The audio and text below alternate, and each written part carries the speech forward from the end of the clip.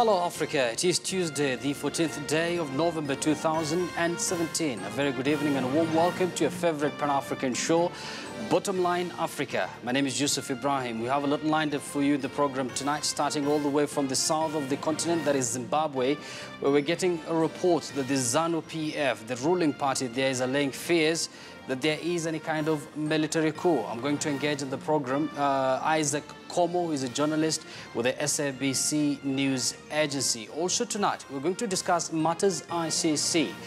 Why is the International Criminal Court obsessed with African leaders?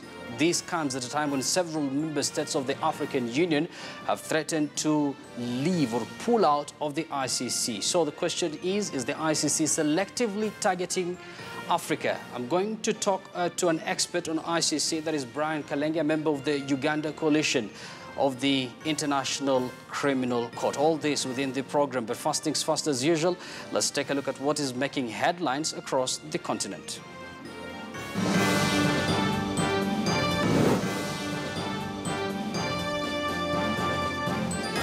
Military tanks spotted on the streets of Harare, causing tension. A day after the military chief urged against a purge within the ruling ZANU-PF party.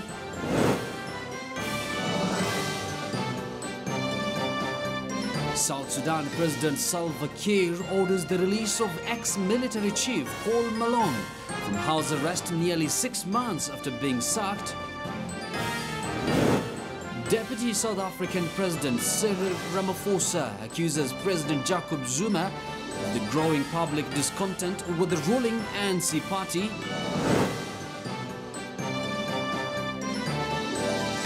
And tonight, the United Front by East African states to wrestle the International Criminal Court. Is there more than meets the eye?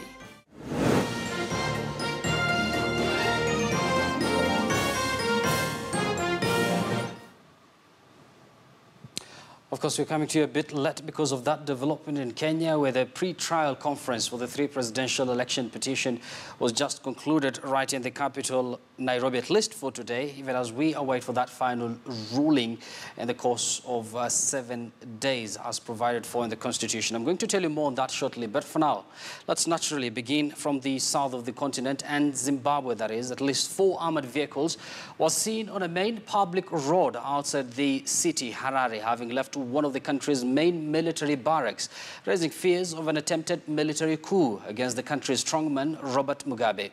Now, the convoy left the Nkomo barracks and were reported to have headed to the capital, Harare. This came only a day after Army Chief General Constantino Chiwenga on Monday warned Mugabe to, quote-unquote, stop purges of the ruling ZANU-PF party after the president abruptly sacked Vice President Emerson Mnangagwa last week.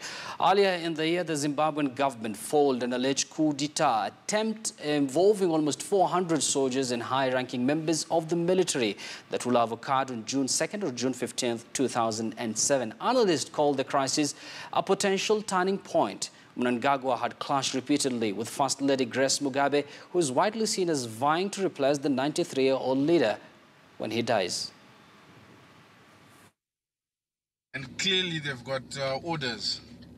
And us guys were on our way to our farm in Chinoe, but yo, this is crazy. There is no airspace which is not tipped now. Understand this. Let's now listen into what the Army Chief General Constantino Chiwenga said at a press conference yesterday while flanked by other military generals. It is pertinent to restate that the Zimbabwe Defense Forces remain the major stockholder in respect to the gains of the liberation struggle. And when these are threatened, we are obliged to take corrective measures. Clearly, ZANU-PF, having mainly been the only party that has ruled this country since independence, it has become a household name to most Zimbabweans across political divide. Therefore, it is common cause that Any instability within the party naturally impacts on their social, political, and economic lives. Accordingly, there is distress, trepidation, and despondence within the nation. Now, joining me all the way from Johannesburg, South Africa, is Isaac Komo, who is a journalist. Isaac, good evening. And let me just begin with this tweet from ZANU-PF, that is the ruling party, Zimbabwean ruling party. And this is what they tweeted. They said, "Thanks for your concerns. There is no coup happening in Zimbabwe. Please continue with your lives and face up to your own problems." Can you perhaps tell us what is the situation like on the ground and what exactly transpired in the course of the day? Well, in the course of the day, the army had come out, as your report said, and they had actually sort of taken a position in certain areas of the city. And not only that, outside the city, there were reports that tanks have been moving towards Harare. I believe those were tanks from other barracks which are not based around Harare. But apart from that, there's been a lot. I mean, there's not been much. People have been going to work. But the key thing was this, that there was a statement which was issued by the leader of the ZANU-PF Youth League, where the youth leader said it went directly against the Army General's speech and actually castigated him for actually coming out and trying to run things and dictate issues.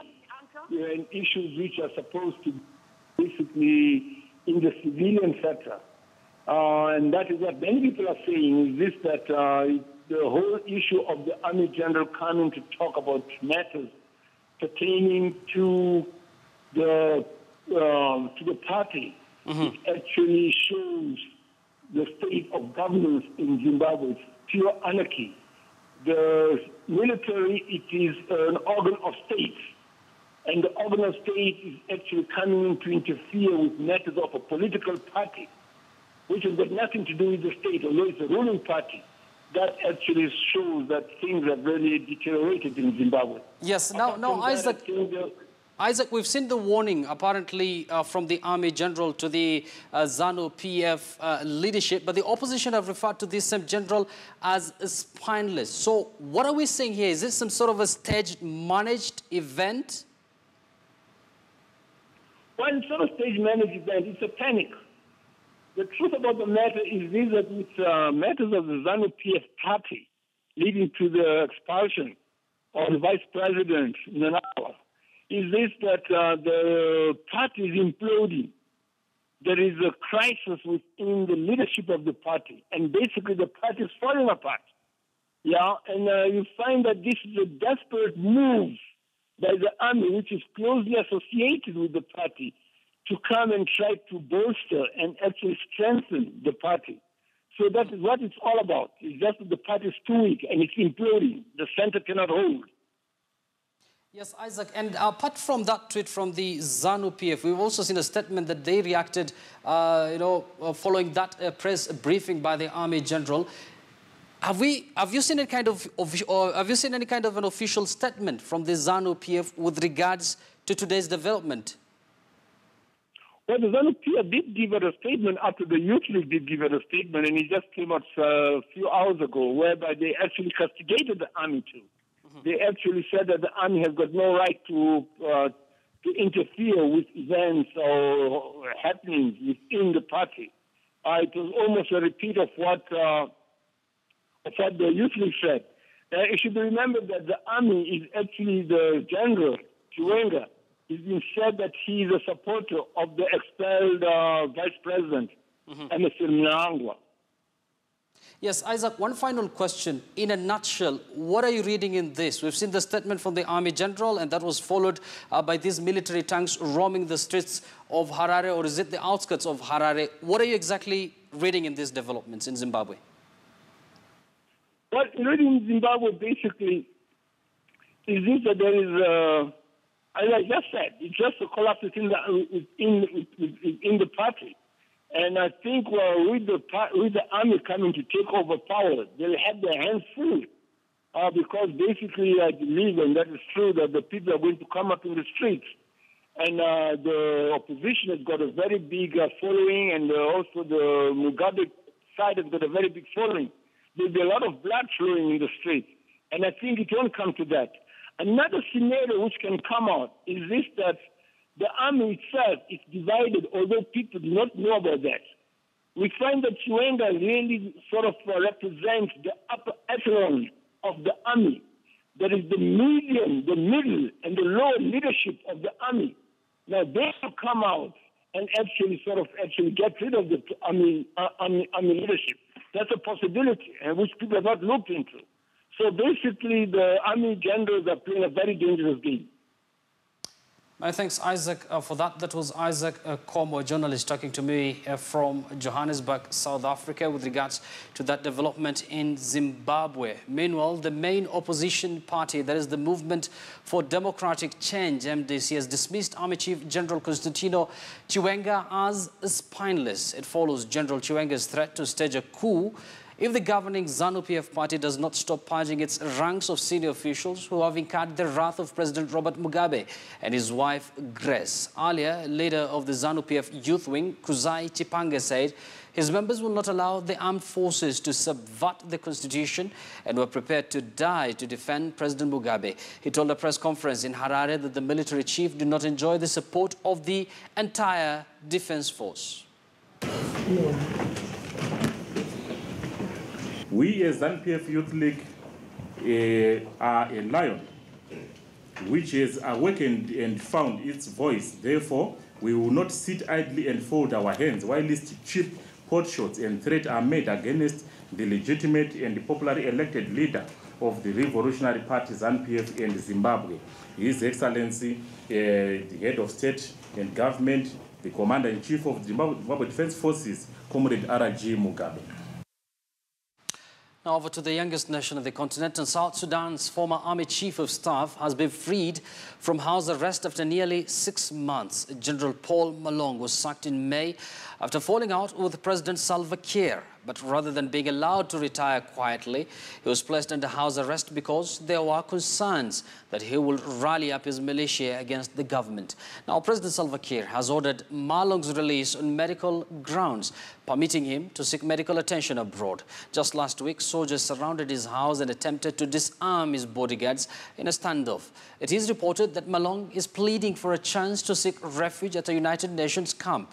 He was repeatedly accused of interfering with the work of UN peacekeepers, but lately he has been seeking their protection. The United Nations has accused him of organizing ethnically motivated attacks against civilians during the South Sudan's civil war.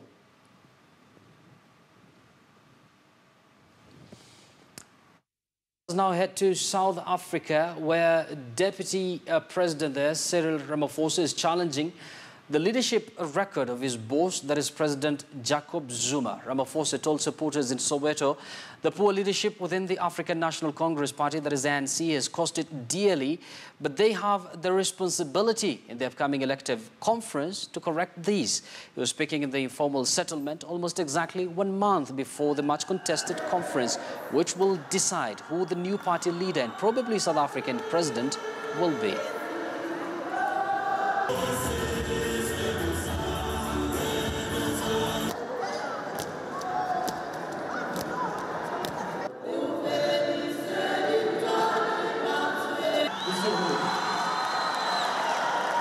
We ourselves must also acknowledge that our ability to overcome these challenges has been overcome and undermined over the last decade by the failure of leadership and misguided priorities. This is a reality that we, as the African National Congress, must acknowledge, but it is also something that we've got to correct.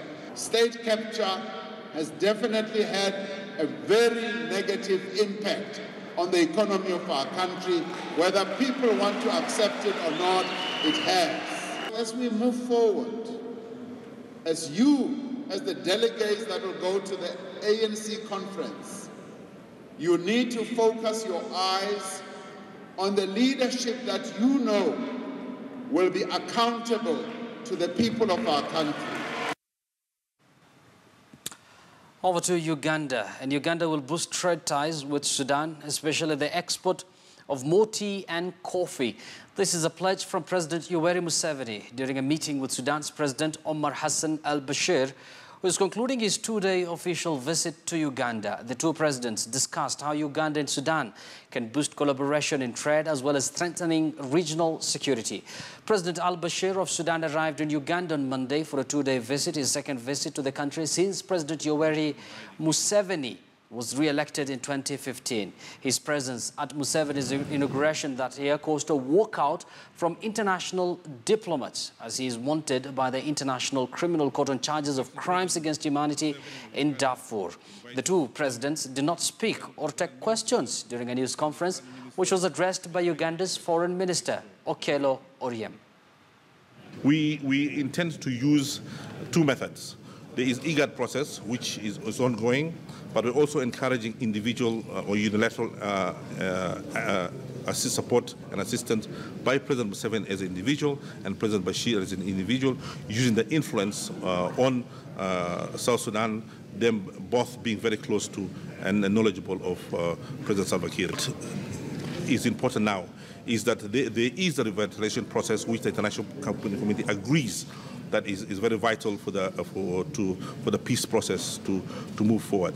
So we want to put emphasis that there is pressure from the international community, there's pressure from the UN, that this process have to move on for the sake not only of South Sudan, but the sake of millions of refugees who are fleeing the country.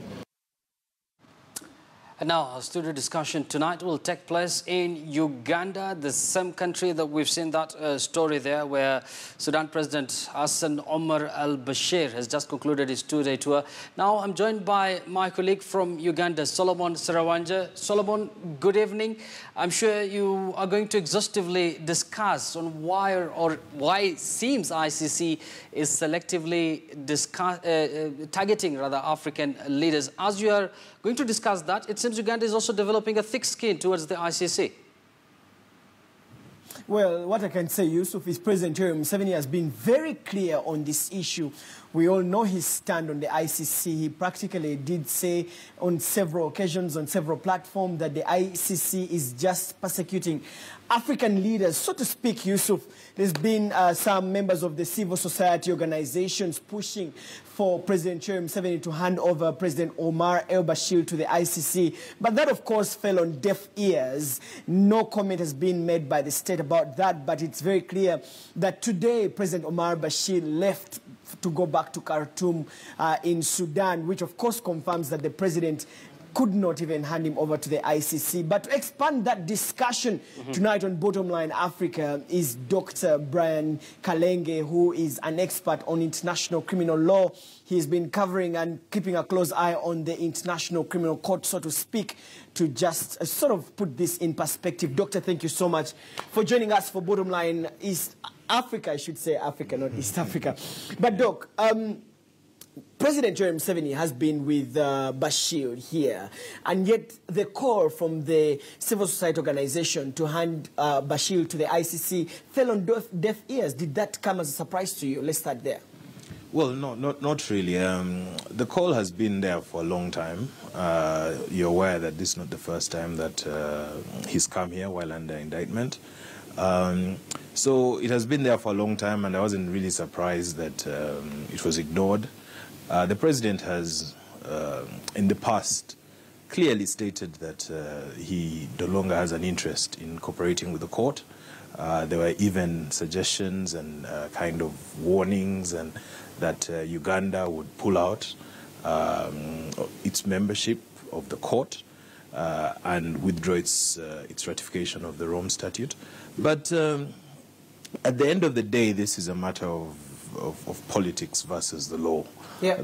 The law is clear on what should be done and how this should be handled. But of course, when you look at the geopolitics of the region right now, you're left in no doubt as to why the president is doing what he's doing. Doctor, basically this is a vote of no confidence in the ICC from Uganda, and yet Uganda is a member of the International Criminal Court. That is not the first time. I mean, the president has explicitly and expressed his dissatisfaction with the court. I remember in the signing, the last swearing-in ceremony of the president of Kenya, the president of Uganda clearly stated that he was not interested in dealing with the court anymore for reasons that he gave, which are quite trivial and, in my opinion, are not genuine reasons. But, like I said, this is it's politics versus law. And it depends on which side of the aisle you sit on.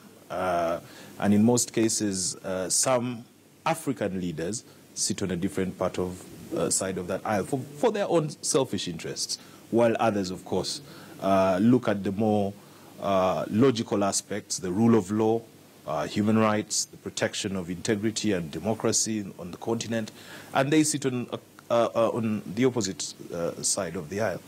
And I think just to say that this is really politics, because recently Uganda was pushing for one of the top judges here to be appointed on the bench of the International Criminal Court. And so there are some questions from legal mind is, if you're not following the International Criminal Court and you want one of your top judges in the country to be, to sit on the bench of the International Criminal Court, it's double standards. No, I mean, that's just one aspect. I mean, Uganda was one of the first countries to ratify the Rome Statute. It was the first country to refer a case to the International Criminal Court. The Ugandan government in the past has hosted the Assembly of State Parties here in Kampala in 2010. So our dealings with the court in the past have shown that we have a lot of interest in the work of the court. It's only when our interests did not align anymore with the interests of the international community and the court that we have now begun to step aside. But this is an example you'll see in all African countries that are kind of have headed that same way that we are. And one of them is South Africa, because President Omar Bashir was in South Africa recently, I think, and President Zuma refused to hand him over back to the ICC, and there was a lot of demonstrations from activists down south, but he sort of got off the hook. But there's a likely tendency from African states to sort of undermine the very institution that they ratified too. Are there any punitive measures or punishable measures that the ICC needs to take on countries that do not comply, with the court and rules? Yeah. Before I get to that, the issue of South Africa is slightly different, because in the issue of South Africa, while President Zuma was happy to host President Bashir, because in South Africa you have a semblance of the rule of law, the courts came out and said, actually issued a provisional arrest warrant for Bashir, and he was forced out of the country. So the likelihood of Bashir going back to South Africa is 0 to 0. But I think then Zuma should have been punished. Yeah, but and he has. And this goes now to what you are asking: what are the punitive measures that are available under the Rome Statute? When a state party does not comply to its obligations under the law, under the treaty, then the court goes through a process whereby it looks at what has happened, the lack of cooperation that has been alleged, it looks at the circumstances, and it makes a ruling. Now, that ruling has been made, even in the case of Uganda and South Africa in the past, because, like I said, Bashir was here in the past and we did not cooperate with the court. So a ruling has been made, and that ruling has been forwarded to the UN Security Council for action. Can you bring us up to speed with that? Oh, yes. This was this year, in July, the International Criminal Court made a ruling expressly stating that Uganda had failed to cooperate with the court and had violated its obligations under the Rome Statute, and therefore was in violation of its treaty obligations, basically. And that ruling is then sent to the UN Security Council for action. Because, as you're aware, in the case of Bashir, the referral that eventually resulted in his indictment was a referral from the UN Security Council under Article 13B of the Rome Statute. So they are the ones that actually to take action in any way they deem fit, because, as you know, the UN Security Council, under the UN Charter, is one charged with international security and peace, keeping international peace and security. So they are actually mandated to take action against Uganda in any way they deem fit. Of course, now, the problem with that is it now goes back into a political realm. You see what I mean? Because the UN Security Council is a political organ with, again, geopolitical interests.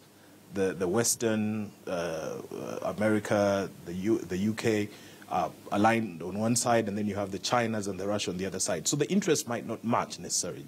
But again, like I said, the mandate and the bottom line is that the UN Security Council, at some point, has to pronounce itself on the judgment of the court. All right, let's also talk about, recently President John Pombe Magufuli of Tanzania was with the president at the border, and of course they took a jibe at the ICC again for looking into the alleged atrocities that were committed in Burundi, and that of course after Burundi pulled out of the International Criminal Court. And Magufuli becomes another, adds his name on the list of presidents who are sort of against the ICC. Did that catch you by surprise? Not really. You know, these our presidents in Africa have started a clique of what do I call it? Old. I don't know what. I don't know how to describe it. But there's this clique that is developing. Before we used to call them the young leaders of Africa. There was a name that had been coined for them. Now I would like to call them the old leaders of Africa. They seem to be moving away from aspects of, like I said, good governance, democracy, and moving into these aspects of totalitarianism, dictatorship. Those are the aspects that we're seeing from our presidents. Now, when you go to the case of Burundi, it makes me laugh because Burundi withdrew from the court, from the Rome Statute, withdrew its signature, which is within its rights. It's a treaty body. No one forces you to go in, and no one stops you from coming out. So it withdrew its signature, which is fine. But that does not stop the court from investigating. And in fact, you'll find that I thought it can only abide to nations that are signatory to the Rome Statute. Sudan is a signatory to the Rome Statute. But the Security Council recommended. Exactly. But the Security Council referred the case because of the nature of the crimes that were being committed in Darfur. There were crimes that were a threat to international peace and security. If the Security Council determines that similar crimes are being committed in Burundi, which are a threat to international peace and security, which, by the way, I'm aware that the UN has appointed a special rapporteur to look into the crimes of genocide that were committed in Burundi. If his report comes back and actually points at such crimes happening, don't be surprised if another referral comes from there. Actually, that report was tabled before the UN Human Rights Council, yes. And a vote was taken, and the mandate of the experts were, you know, it was extended for 1 more year. But again, it comes back to the same issue. We saw what happened in Kenya. President Uhuru Kenyatta got off the hook, you know, evidence disappeared. But at least he appeared before at the court. That was a positive, perhaps, for Kenya. So African Union also recently made its pronouncement on this issue. So you're looking at a whole continent that is saying, hey, look, we're done with ICC. We want to manage our own criminal affairs. And Africa as a country and as a continent needs to manage its own criminal affairs and put those to justice, the criminals to justice. No, that's actually wrong. And that is the impression that you want to be given by those that oppose the court for their own selfish interests. The ICC has 34 African states that are members to it. Of those 34, less than 10 are opposed to it.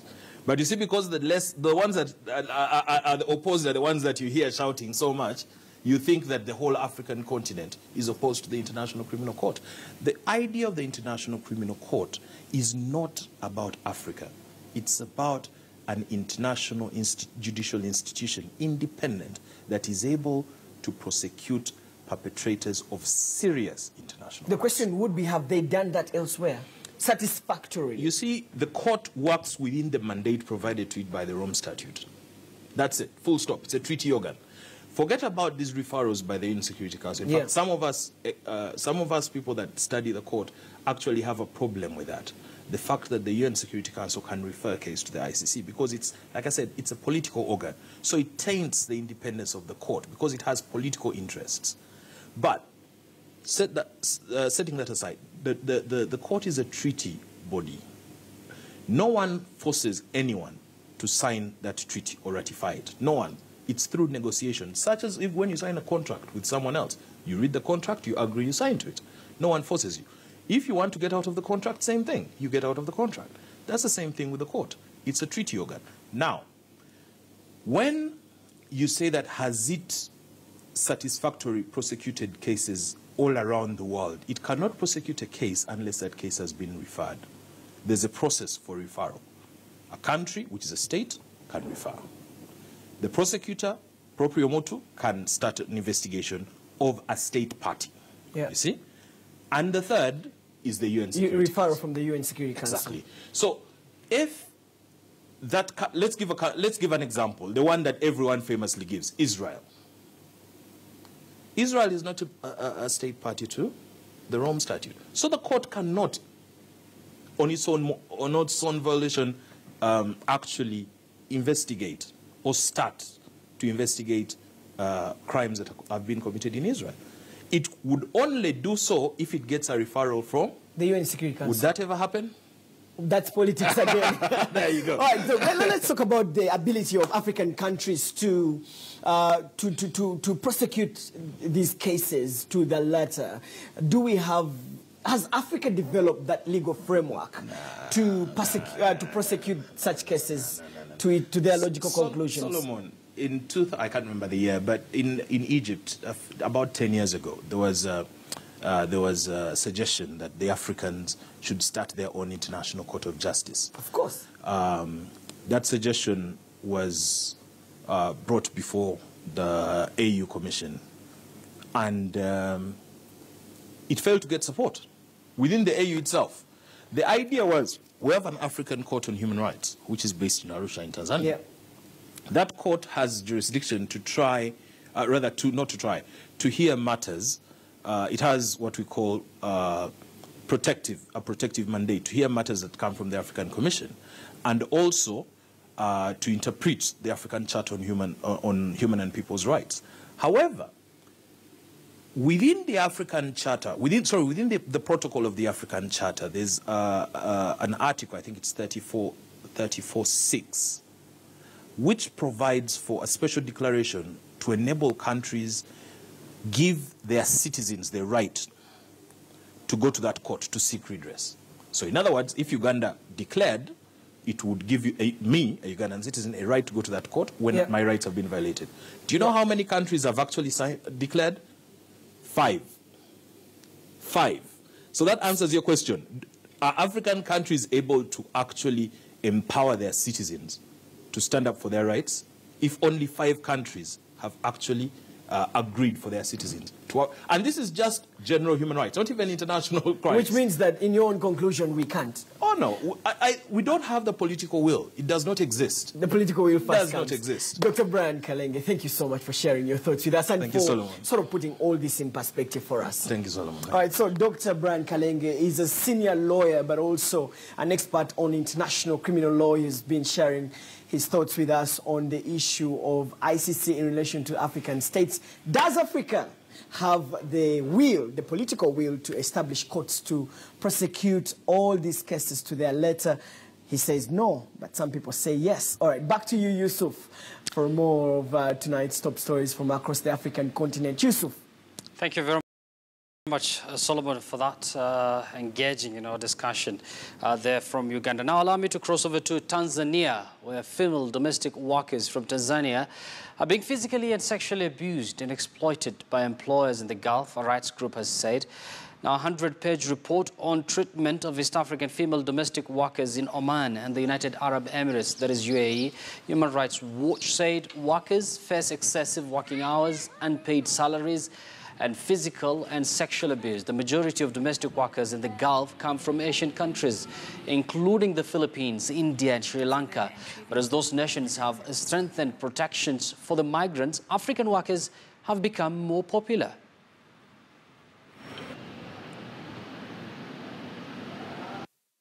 haikuwa na tabia mbaya, isipokuwa huyu mtoto wake ambaye yupo jirani,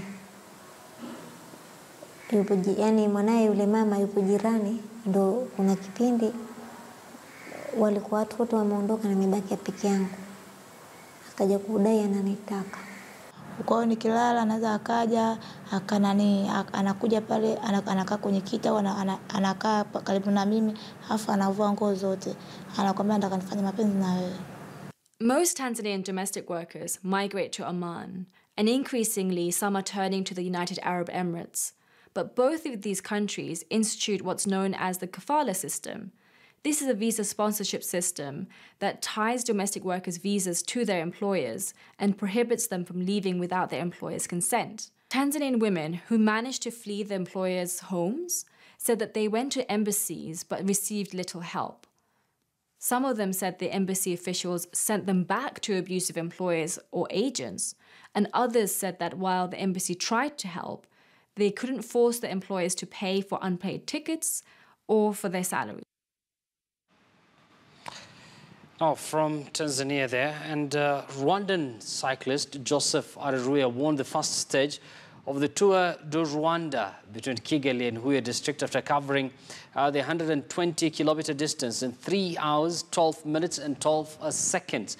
Now, the riders embarked on a longer leg on today between Nyanza and Rubavu with victory.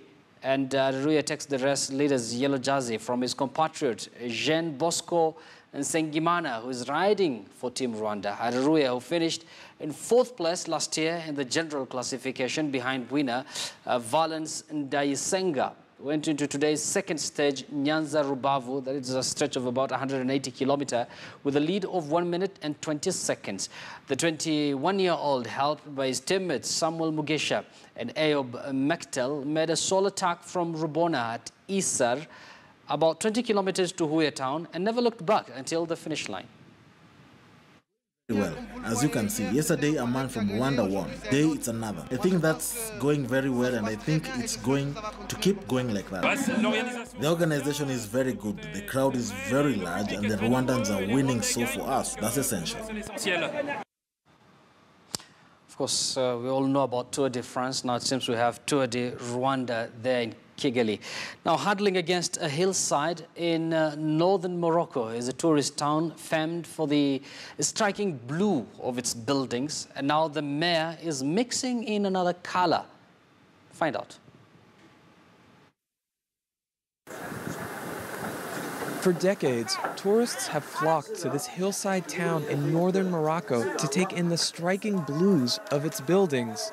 In recent years, city officials have been busy adding hints of green. In 2010, the city council voted unanimously to transform Chefchaouen into an ecologically sustainable town. With backing from the European Union and several NGOs, the mayor says they're well on their way. I can say that Chefchaouen has a desire to become an ecological city. We are still in a transition phase, but at Moroccan and African levels, I think we're among the most advanced towns in this respect.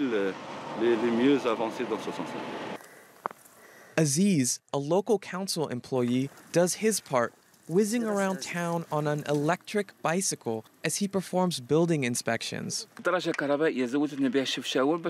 electric bicycle was delivered to us by the municipality of Chefchaouen to preserve the environment and at the same time to help us visit the sites and monitor them. One such site is a newly inaugurated municipal swimming pool powered by solar energy. Nearby, an ecology center built from recycled containers showcases the town's green projects. And an energy information center educates the public about conservation. The center's guide says visitors have been eager to learn about eco-construction and energy efficiency.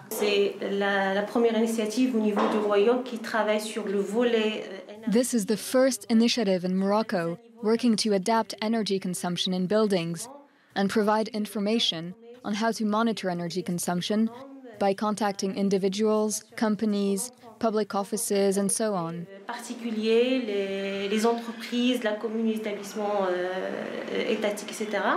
With solar and wind farms, electric buses, and a ban on plastic bags, Morocco has been forging ahead with environment-friendly policies over the past few years.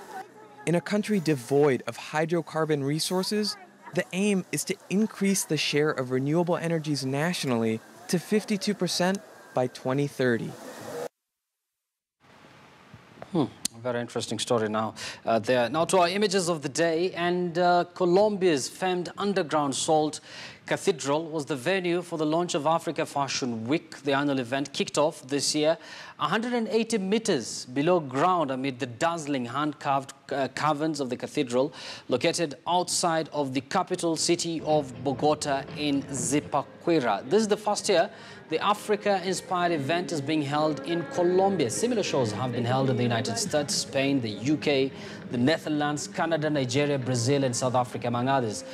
Colorful prints in classic styles worn by models and different looks made for an eclectic show. Designers for Colombia's edition came from across Africa and the diaspora.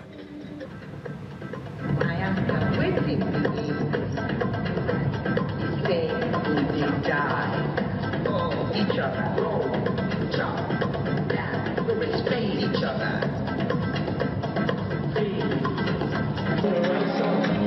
We bring a new collection with some new trends that African people are using nowadays, with very hot colors, tropical colors that represent the lives of millions of African people nowadays. I'm sure you're now waiting for one of your favorite parts on Bottomline Africa, that is proverb of the day. Take a look.